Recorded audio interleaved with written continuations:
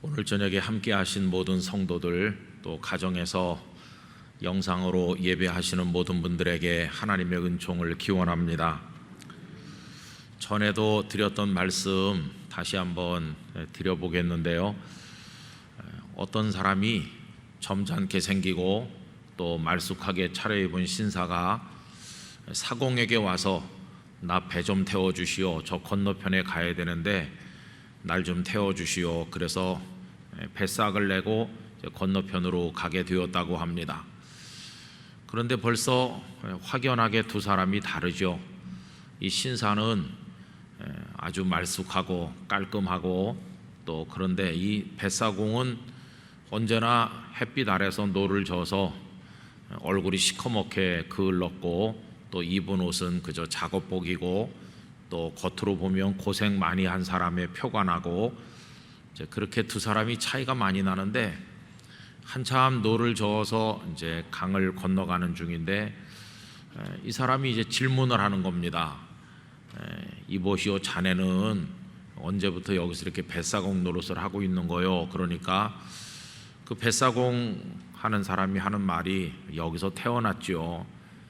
이 동네가 그냥 내 고향이고 나는 바깥에 나가본 적이 없어요. 그러니까 이 신사가 깜짝 놀라면서 그럼 공부는 어떻게 했느냐, 학교를 어떻게 다녔느냐, 이 벽촌에서. 그랬더니 하는 말이, 저 학교 별로 다닌 게 없다고. 초등학교 조금 다니다가 그냥 관뒀고 공부 별로 안 했다고. 그럼 책도 별로 읽어본 적이 없겠네. 뭐 당연히 책 같은 거 별로 읽어본 적이 없습니다. 그러면 문학도 모르고 철학도 모르고 뭐 그런 걸 모르겠네. 그게 뭔지 저는 전혀 모릅니다. 그러니까 이 신사가 참 안 됐다는 듯이 혀를 끌끌 차면서, 아니 사람이 이 땅에 태어나서 어떻게 학교를 안 다닐 수가 있느냐고, 그리고 좀 정신세계를 풍요롭게 하려면 철학도 알고 또 문학도 좀 알고 그래야지. 나는 철학 가르치는 선생인데 당신을 보니까 참 안타까운 마음이 든다고. 자, 이렇게 대화를 이어나가는데 이 뱃사공도 자존심이 있잖아요. 자기가 거기서 태어나고 싶어서 태어났겠어요? 학교를 안 다니고 싶어서 안 다녔겠어요? 가만히 듣다 보니까 화가 이제 나기 시작하는 겁니다. 걱정해 주는 척 하면서 무시하고, 그래서 이제 화가 났어요. 그런데 이 배가 이제 한복판쯤 가니까 물살이 굉장히 거친 곳을 지나가게 되었는데, 이 뱃사공이 갑자기 말이죠, 배를 어떻게 돌렸는지 이게 횟가닥 뒤집힐 지경이 됐어요.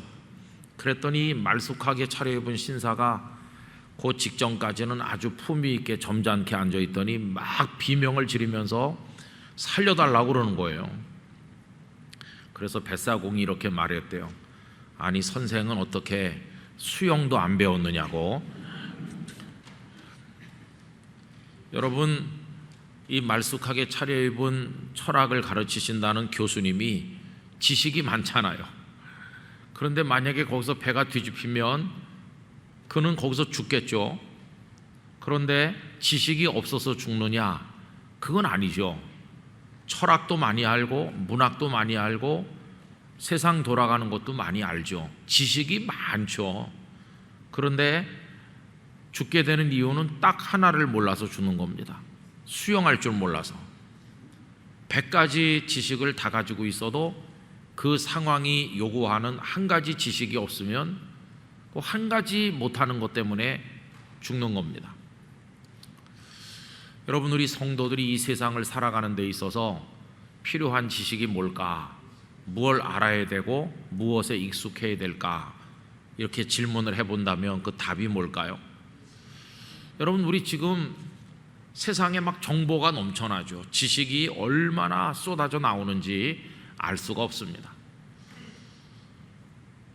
그런데 그 지식을 둘로 나눌 수 있는데, 하나는 몰라도 되는 지식이 있어요.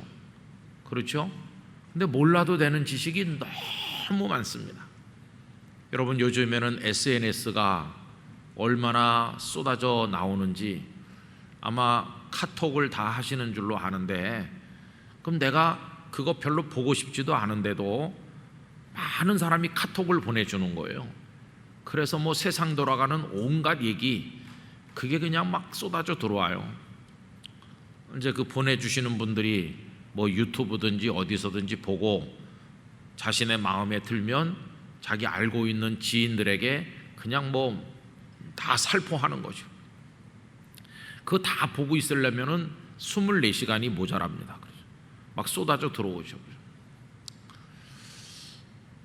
또 저는 가끔 목사님들의 설교를 듣기 때문에 설교 이렇게 검색을 하면요, 설교가 얼마나 많은지 몰라요. 이 세상의 설교가, 이 세상의 말씀이 얼마나 많은지. 근데 그거 어떻게 다 듣고 다 머릿속에 가슴에 새길 수 있겠습니까? 지금은 그런 시대죠. 근데 그 중에는 알아두면 좋은 것도 있겠지만 거의 대부분이 몰라도 되는 것들이고, 한 걸음 더 나가서 알면 안 되는 것들도 정말 많습니다. 그런데 그런 게 때로는 우리가 원해서 유혹에 넘어갔기 때문에 어떤 때는 나도 모르는 사이에 내 감각을 통해서 그냥 들어오는 거죠. 여러분, 안목의 정욕이라고 하는 표현이 나오는데, 안목의 정욕은 내가 눈을 뜨고 이렇게 다니다 보니까 그냥 보이는 거예요. 무의식적으로 내가 찾아서, 내가 막 찾아다녀서 보는 게 아닌데도 그냥 이렇게 보니까 그냥 눈에 막 들어와요. 우리 시내 길거리만 걸어가도 사방 전광판에서 뭐가 막 눈에 보이잖아요. 이제 이런 거 저런 거가 우리 머릿속을 꽉 채우고 있습니다. 스포츠를 좋아하시는 분들은 온갖 종목에 어제 있었던 경기 결과 스코어를 다 알고 있고, 어떤 선수가 안타를 쳤는지 못 쳤는지, 현재 홈런이 몇 개 기록 중인지까지 다 알고 다 외우고 있어요.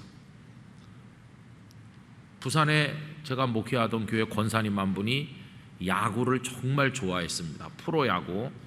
그래서 그 권사님하고 야구 보러도 몇 번 간 적이 있어요. 그 남편 장로님과 함께. 그런데 우리는 그런 거 잘 뭐 볼 때도 있지만 잘 모르고 넘어가잖아요. 또 대개 보면 자기가 응원하는 팀이 있으면 그 팀에나 관심이 있을까? 프로야구 전체를 다 아는 건 아니잖아요. 그런데 그 권사님한테 물어보면 다 알 수 있어요.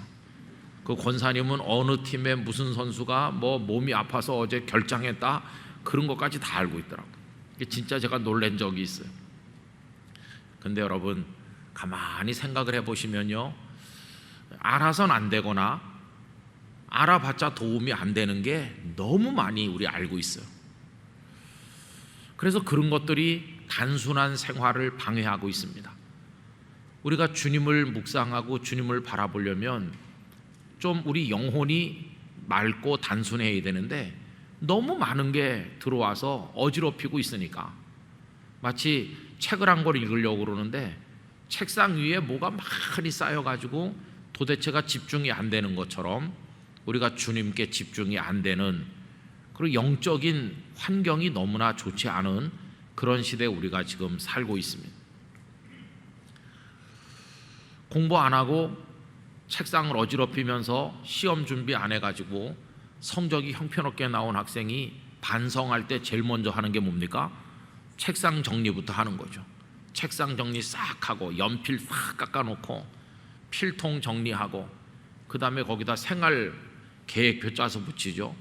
거의 잠도 안 자고 공부만 하는 생활 계획표. 어쨌든 간 정리를 시작하는 거예요. 근데 어떤 면으로 우리도 좀 그런 게 필요해요. 그리고 여러분, 그 대신 세상에 존재하는 지식 중에서 또 하나의 종류는 뭐냐 하면 반드시 알아야 되는 거, 모르면 죽는 거, 그런 게 있는 거예요. 그러니까 우리들이 이 세상을 살아가면서 주님을 믿을 때 알면 안 되는 것이나 알아도 도움 안 되는 것들은 싹 정리하고 꼭 알아야 되는 거, 그거를 알아야 되겠죠. 그러면 무엇을 알아야 되는가? 이걸 알려주시는 분은 우리 주님이세요. 오늘 본문에 보면 그 예가 하나 나와 있습니다. 여러분, 지난번에 생각을 한 것처럼 예수님의 제자들의 관심사는 이스라엘 나라가 회복되는 것, 거기 관심이 있었죠. 그래서 이스라엘 나라가 회복되는 것에 대해서 예수님께 질문을 드리지 않았습니까? 여러분 오늘 말씀 6절을 다시 한번 보십시오. 그들이 모였을 때에 예수께 여쭈어 이르되 주께서 이스라엘 나라를 회복하심이 이때니까 하니.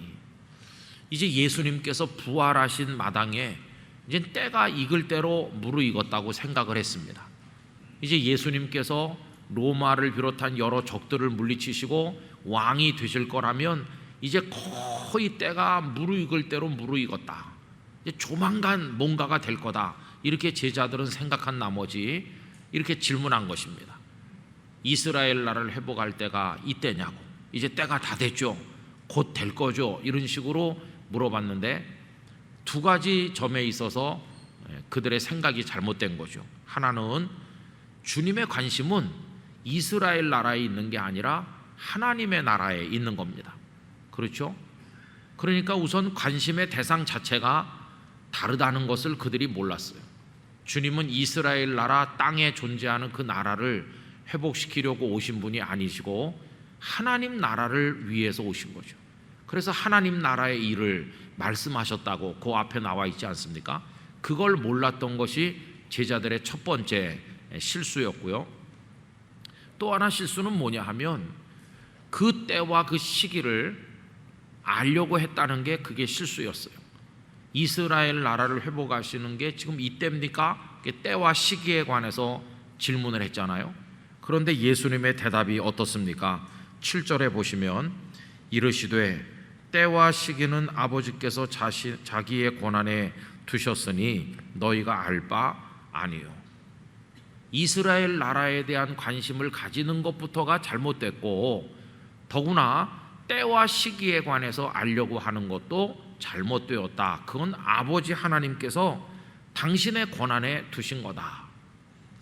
우리 교회에서 늘 많이 말씀드려서 잘 아시는 얘기인데 여러분 때를 판단하는 거 이게 우리 소관이 아닙니다. 그렇죠? 그래서 흔히 하는 설명 중에 크로노스적 시간과 카이로스적 시간이 있다고 말씀하지 않습니까? 크로노스적 시간은 우리가 이렇게 단순히 계산할 수 있는 어떤 시간 개념에 가까운 걸 말하죠. 우리 내일 낮에 12시에 만나서 점심 한 그릇 같이 먹읍시다. 그러면은 지금이 낮 12시니까 내일 낮 12시면 24시간 후다.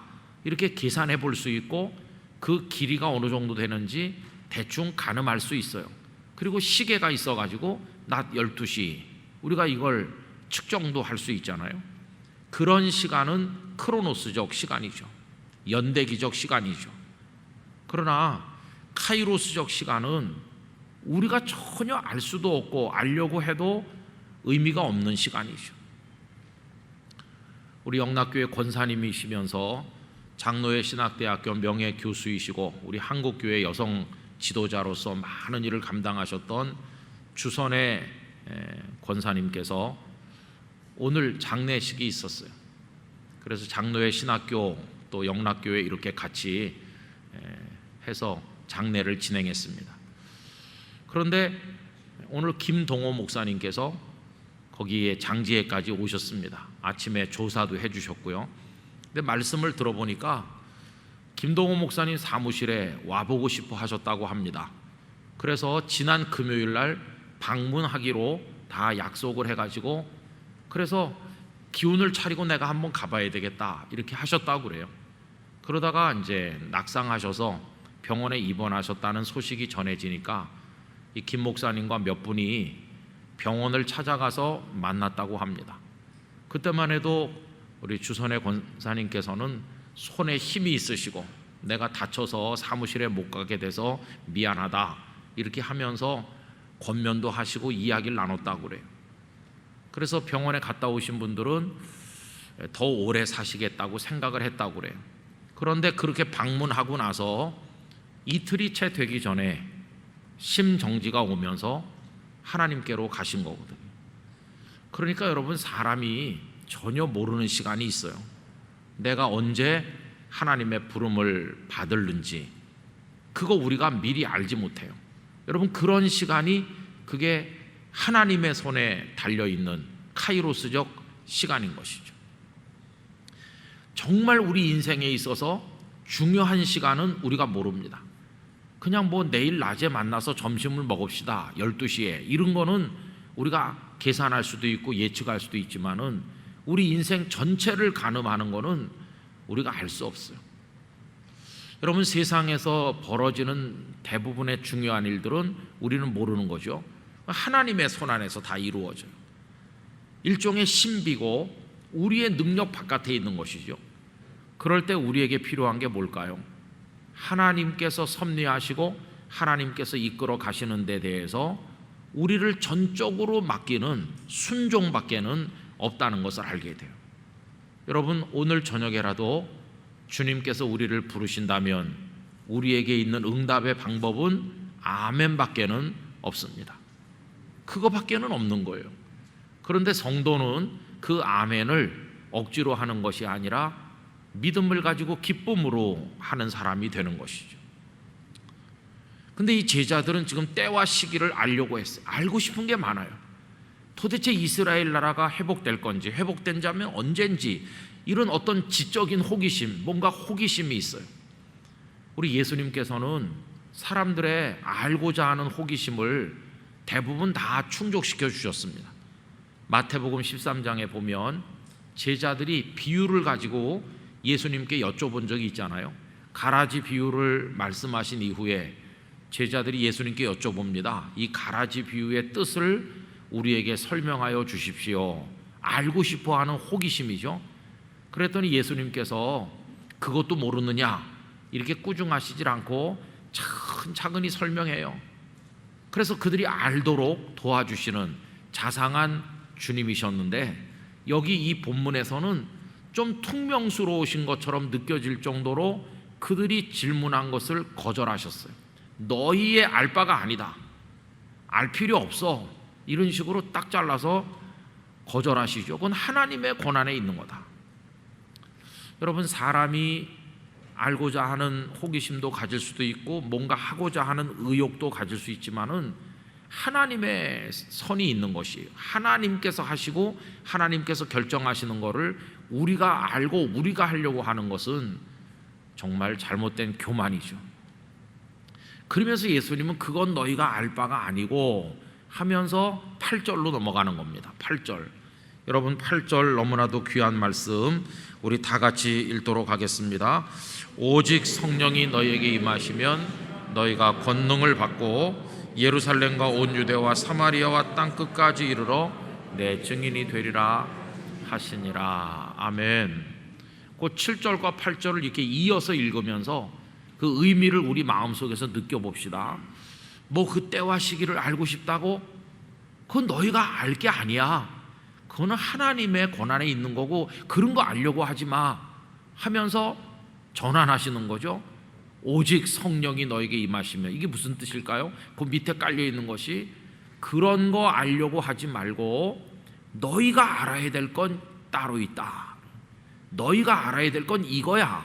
쓸데없는 거 알려고 하지 말고 진짜 너희가 알아야 될 것은 여기 따로 있어 하면서 하신 말씀이 8절인 것이죠.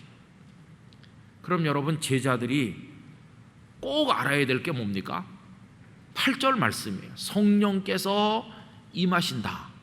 성령님으로 채워진 사람에게는 권능이 임한다. 그래서 하나님의 권능으로 무장된 사람은 나가서 말씀의 증인이 된다.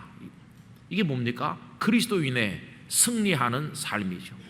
하나님의 성령으로 채워지고 능력을 얻고 그리고 복음을 증언하는 그리스도인으로 이 세상에서 살아가는 거, 이거야말로 너희들이 꼭 알아야 되는 거다. 여러분, 이게 예수님께서 제자들에게 하시는 말씀이세요. 그럼 여러분, 이걸 우리에게 단순하게 적용을 해보면 우리 영락교회 성도들이 꼭 아셔야 될 게 뭘까요? 성령께서 우리 속에 임하여 오시는 것, 성령님과 함께 살아가는 법, 성령님의 인도를 받는 삶, 성령님께 모든 걸 의탁하고 살아가는 그런 삶의 방식, 여러분, 이런 걸 아셔야 되는 거죠.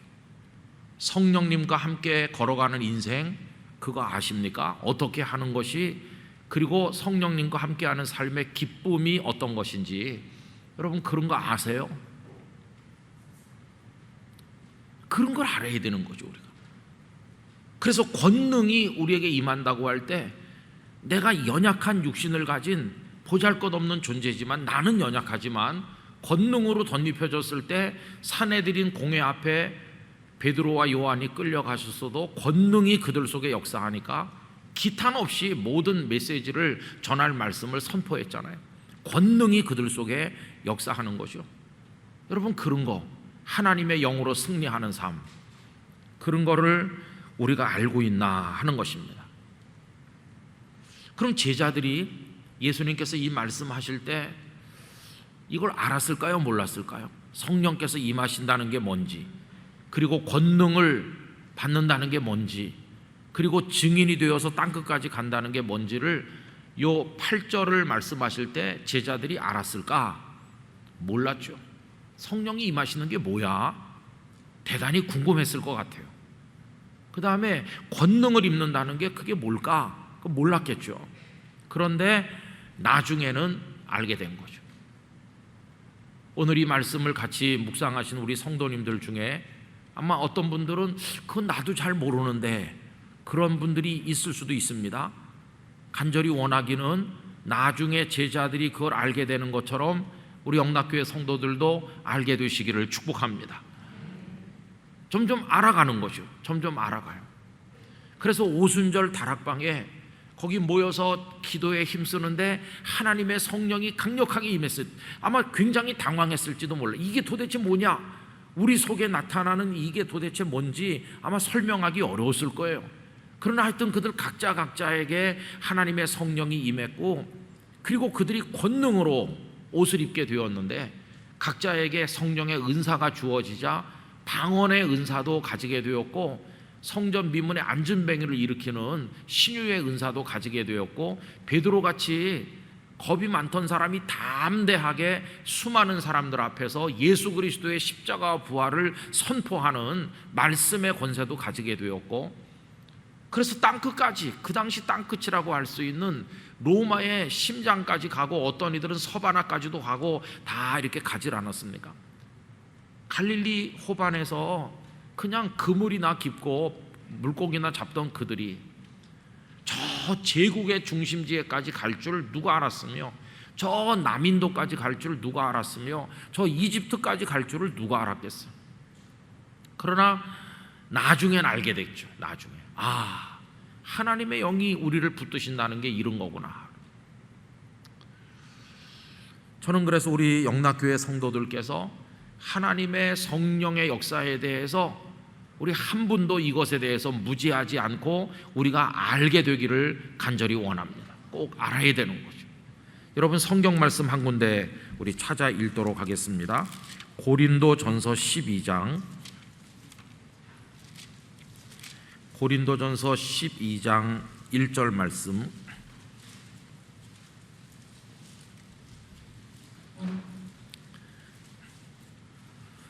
고린도전서 12장 1절 다 같이 읽으실까요? 형제들아, 신령한 것에 대하여 나는 너희가 알지 못하기를 원하지 아니하노니. 바울 사도를 통해서 말씀하시기를 신령한 것, 영적인 것, 성령께서 임하시고 역사하시는 이런 것에 관해서 너희가 알지 못하는 거 내가 원하지 않는다. 꼭 알아야 된다. 이거는 그리스도인이 이 세상을 살아가려면, 마귀에게 지지 않고 승리하려면 다른 건 몰라도 좋지만 이거는 꼭 알아야 된다. 이거는 꼭 알아야 된다. 근데 2절 우리가 본래 어떤 사람입니까? 너희도 알거니와 너희가 이방인으로 있을 때, 예수 그리스도를 잘 몰랐던 그때 말이죠, 이방인으로 살 때는 말 못하는 우상에게로 끄는 그대로 끌려갔느니라. 그냥 우상 숭배하면서 이 고린도 지역의 사람들이 다 우상 숭배자였고 그랬잖아요. 그때는 그랬죠. 그런데 이제는 하나님의 성령 안에서 예수님을 구주로 고백하는 게 뭔지를 이제 알게 되는 거죠. 3절 같이 읽겠습니다. 그러므로 내가 너희에게 알리노니 하나님의 영으로 말하는 자는 누구든지 예수를 저주할 자라 하지 아니하고, 또 성령으로 아니하고는 누구든지 예수를 주시라 할 수 없느니라. 할렐루야. 그래서 우리 조금씩 이제 알아가는 거예요. 여러분, 예수님은 나의 주님이십니다. 이렇게 고백하시죠?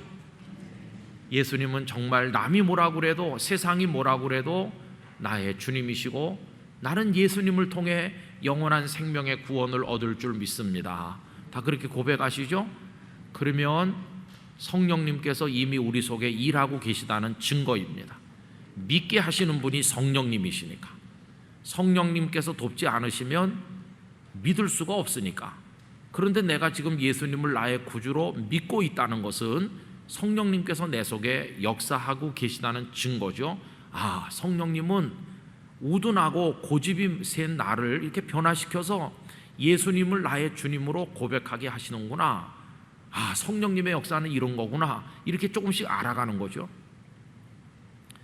그리고 예전에 믿음이 약했을 때는 조그만 시험을 당해도 금방 나가 떨어지고 그랬는데, 이제는 마음속에 배포가 커지는 것처럼 용기가 생기고, 사탄이 나를 또 흔들지만 내가 하나님의 능력 가운데 이길 줄 믿습니다. 그러면서 더 열심히 기도하게 되고, 그리고 때때로 주께서 주시는 기쁨이 우리 마음을 다스리게 될 때, 아, 성령님이 나를 돕고 계시다, 이런 거를 여러분 체험하시잖아요. 또 주일날 예배를 드리면서 이 자리에 들어와서 예배가 아직 시작되기 전에 그냥 앉기만 해도 눈물이 흐르고, 그리고 또 찬양을 부르면서 감격하고, 찬양 내 찬양을 들으면서 가슴이 뭐라가 표현하기 힘든 기쁨을 맛보고, 또 설교 말씀을 같이 나누는 동안에 다른 사람은 어떤지 모르겠는데 주님이 이 말씀을 오늘 나를 위해서 하시는구나, 이렇게 내 귀에 들리고, 그리고 돌아갈 때 마음속에 뭔가 감사가 넘쳐서 돌아가는 거, 이게 성령님께서 우리 속에 역사하시는 거를 우리가 조금씩 알아가는 거죠.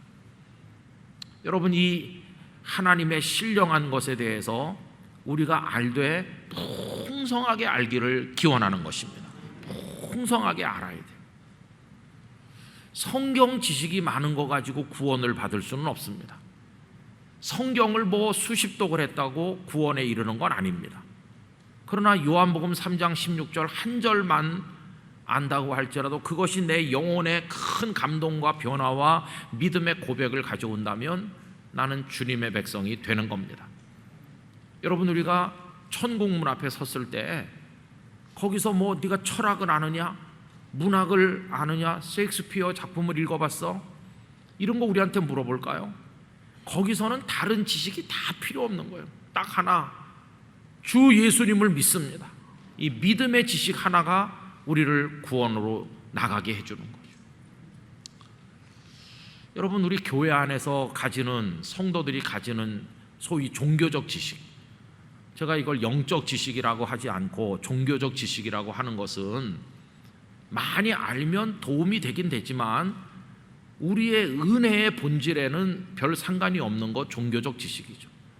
내가 교회 한 30년 다니다 보니까 교회가 어떤 곳인지 나 잘 알아. 교회 생리가 어떤 것인지. 그리고 목사라는 사람들이 무슨 생각을 하고 장로라는 분들은 뭐라는 거지 나 훤히 꿰고 있어. 뭐 교회가 다 그런 곳이지.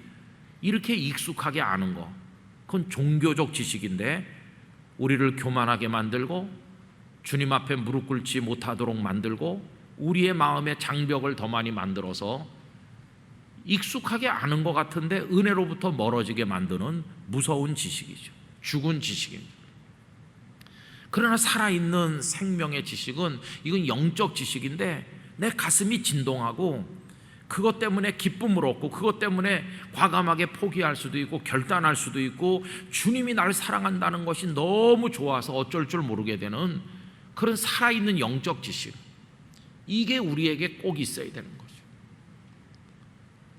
전통이 오래고 또 교회 시스템이 잘 갖춰져 있는 교회일수록 자칫 성도들이 종교적 지식에 해박할 수 있습니다.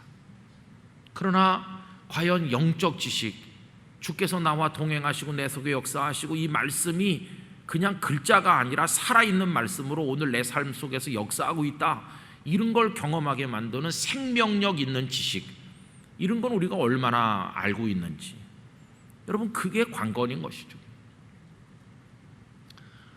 저도 이제 목회를 하면서요, 그런 걸 많이 경험해요. 근데 목사가 설교를 준비할 때 성경 말씀을 읽다가 이건 설교를 통해 같이 나누면 좋겠어, 이렇게 이제 뭔가 마음속에 오거든요. 그러면 이제 뭐 주석을 읽어보는 날도 있고 또 뭐 이런저런 책도 읽기도 하고 뭐 그래갖고 이렇게 하잖아요. 근데 그게 설교 원고를 타이핑을 다자까지 딱 치고 엔터키를 눌러서 저장을 해놔도 이게 하나도 가슴에 와서 닿지 않는 날도 많아요. 설교 원고는 만들었는데 은혜랑은 거리가 먼 그냥 A4 서너 장 타이핑을 했을 뿐이지 이거는 아직 말씀으로 승화되지 않았다, 그냥 원고일 뿐이지. 그리고 설교 준비가 안 된 거예요. 내일 제가 이제 부산에 다녀오게 됐습니다. 영남 지방의 이제 CTS에서 목사님들 많이 모셔다 놓고 설교의 실제, 그래갖고 제가 가서 내일 4시간 동안 설교를 어떻게 준비하는지에 대해서 이제 목사님들께 말씀을 드리는데, 제가 가서 해도 되겠습니까? 그런 생각이 제일 무섭게 드는 거예요. 오라고 해서 이제 가긴 가는데 다 거기 목사님들이잖아요. 목사님. 참 두려운 일이죠. 그럼 이제 제가 어떻게 하는지를 이제 조금 말씀드리다 올 건데, 이게 가장 두려운 거예요.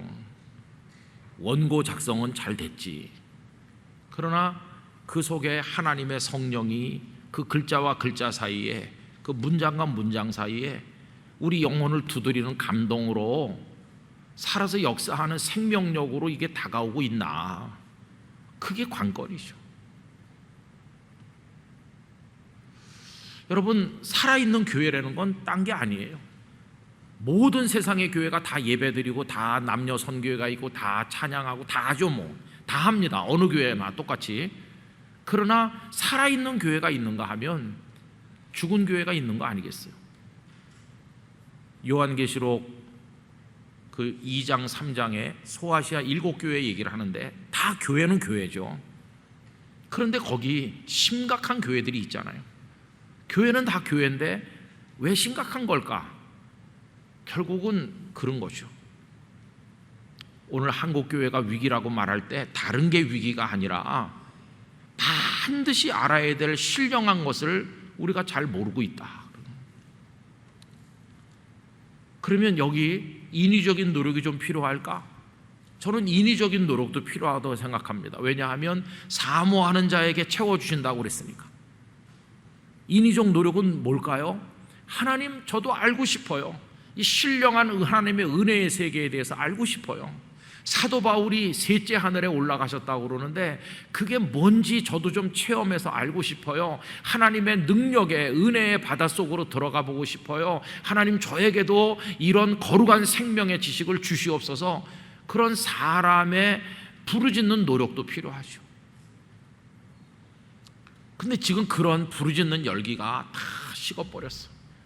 그냥 맹숭맹숭하게 그냥 성경 공부 좀 하고 뭐 교회 오래 다녔으니까 뭐 익숙하게 알고 그런 건데, 그게 오늘 내 속에서 생명이 되고 있는지, 유혹을 뿌리치는 힘이 되고 더러운 것을 멀리하게 하고 복음을 전도하게 하고 어디 가서나 평화의 사도로 살게 만들고, 그리고 양보하고 배려하고 겸손하게 그렇게 살게 만들면서 사탄에 대해서 예수님의 권세로 이길 수 있는 그런 능력이 내 속에서 역사하는지, 그게 관건이죠.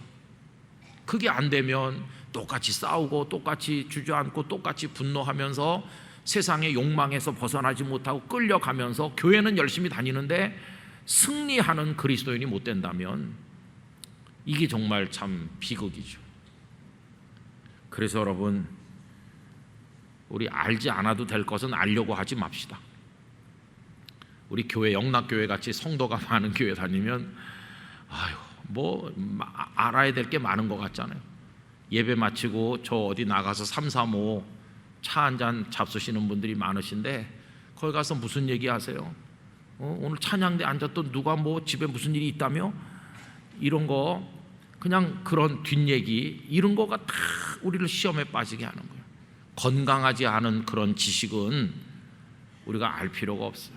정말 그분을 사랑하는 마음으로 가슴 아픔을 느끼면서 위하여 기도하고, 그러기 위한 거라면 몰라도 그런 건 다 내가 알 필요가 없는 거예요. 오늘 주께서 우리 성도들 속에서 어떻게 역사하시는지, 여러분, 신령한 것은 꼭 알아야 되는 거죠. 1장 8절 7절에서는 너희 알 바 아니요, 그러나 8절 이건 너희가 알아야 된다. 왜냐하면 예수님의 사도로서 성령의 임재, 권능을 받는 거, 땅끝까지 증인되는 삶이 어떤 것인지 이거 몰라가지고요 어떻게 사도가 되겠어요? 필수 과목 중에서 필수 과목이죠. 반드시 알아야 될 것. 글자를 모르는데 어떻게 학문을 하겠으며, 글자는 꼭 알아야 그 다음 걸 하는 거 아니겠어요? 1장 8절에 이걸 알아야 그 다음에 더 풍성한 하나님의 은혜의 세계로 가는 거지. 이걸 모르면 글자를 모르는 사람이 학문을 하려는 것과 같은 것이죠. 하나님께서 저를 포함해서 우리 모두를 긍휼히 여겨주셔서 꼭 알아야 될 이 거룩한 거를 더 풍성하게, 더 많이, 더 깊이, 더 아름답게, 더 감동적으로 느끼도록 도와주시기를 간절히 바라는 것입니다. 여러분, 이런 은혜를 사모하시기를 바랍니다. 기도하는 자리에 나오셔서 함께 마음을 모아서 하나님 앞에 부르짖으시기를 바랍니다. 모든 예배의 자리에 열심히 오셔서 하나님 앞에 예배하시길 바랍니다. 왜냐하면 이런 놀라운 신령한 은혜의 세계, 눈이 확 떠지고 귀가 열리는 역사가 언제 우리에게 임할는지 알 수 없는 거거든요. 오늘 그냥 뭐 기도회는 그냥 그랬어 이러고 돌아가도 그 다음 주에 기도에 왔다가 하나님이 내 가슴을 진동시키시고 회개하게 하시고 하나님의 은혜의 세계를 알게 하실지 그걸 누가 알겠습니까? 그래서 우리는 사모하는 마음으로 하나님 앞에 나가야 되는 것이죠. 저에게도 소원이 있다면 성경을 좀 더 많이 읽어야 되겠다, 그런 일반적인 거 말고 이 말씀이, 이 속에 역사하시는 성령님의 역사가 더 많이 체험되면 좋겠다. 그리고 권능이라고 그랬는데 하나님의 권능이 정말 내 속에 역사해서 내가 어떤 성도를 위해서 간절하게 기도하면 그분에게 그 주님의 치유와 회복의 역사가 나타나는 걸 내가 더 많이 보고 싶다, 그런 소원이 있어요. 아직 우리 더 풍성하게 경험할 가능성이 얼마든지 있는 것이, 그렇죠. 지금까지 우리가 받은 은혜, 경험한 신령한 세계가 요만큼이라고 한다면 앞으로 더 많은 것을 하나님께서 우리에게 알게 하여 주실 것이라고 믿습니다. 그런 기대를 가지는 것이죠. 눈을 뜰 수 있도록 하나님 도와주실 줄 믿습니다. 이게 이제 성령님과 동행하는 삶인 것이죠. 24시간이 성령님의 인도를 받고 아침에 눈을 뜰 때 주의 형상으로 만족하겠습니다. 오직 주의 율법을 주야로 묵상하는 사람, 그런 사람으로서 날마다 따뜻하게 살고 겸손하고 착하게 살고 복음을 전도하고 살고 주님을 사랑하고 이렇게 사는 것이 마음에 늘 평화가 있고, 여러분 얼마나 귀한 주님의 성도의 삶이겠습니까? 우리가 이런 삶을 사모할 수 있기를 바라는 것입니다. 그래서 여러분 드리시는 기도 제목에 오늘 이 말씀을 같이 나눈 이후에 하나를 더 추가하셔서 풍성한 은혜의 세계, 하나님의 성령께서 하시는 신령한 일, 이 세계를 더 많이 알게 하여 주시옵소서. 그런 기도 제목을 가지시게 되기를 바랍니다. 영락교회 성도들의 은혜의 삶이 풍성해지시기를 예수님의 이름으로 축원합니다. 기도하겠습니다. 아버지 하나님, 알지 않아도 될 거, 알수록 우리에게 방해가 되는 것을 너무 많이 알고 있으면서도 꼭 알아야 될 것을 알지 못하여 사탄에게 패배할 때가 많은 저희들입니다. 저희를 불쌍히 여겨 주시옵시고 꼭 알아야 될 신령한 은혜의 세계를 풍성히 알게 하시며 성령님의 사람이 되고 권능을 받고 증인이 되어 살아가는 성도의 이 능력 있는 삶의 비결을 알게 하여 주시옵소서. 더 풍성히 가르쳐 주시옵시고 체험하게 하여 주옵소서. 예수님 이름으로 기도드리옵나이다. 아멘.